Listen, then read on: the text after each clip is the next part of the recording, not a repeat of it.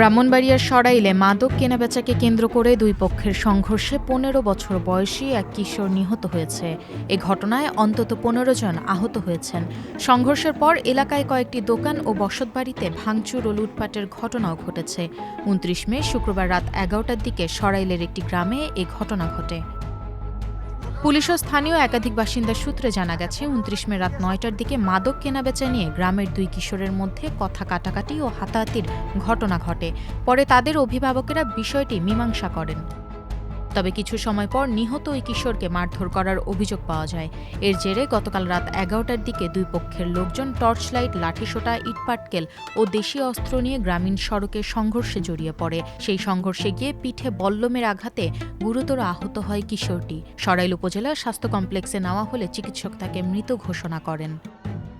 খবর পেয়ে পুলিশ ঘটনাস্থলে গিয়ে পরিস্থিতি নিয়ন্ত্রণ করে। বর্তমানে পরিস্থিতি নিয়ন্ত্রণে আছে, পুলিশই টহলও আছে। আমরা জরুরিভাবে গ্রেপ্তারের জন্য ব্যাপকভাবে অভিযানটা শুরু করেছি। এ ঘটনায় এখনও মামলা হয়নি, তবে প্রয়োজনীয় আইনগত ব্যবস্থা প্রক্রিয়াধীন আছে বলে জানিয়েছেন সরাইল থানার ভারপ্রাপ্ত কর্মকর্তা ওসি মঞ্জুর কাদের।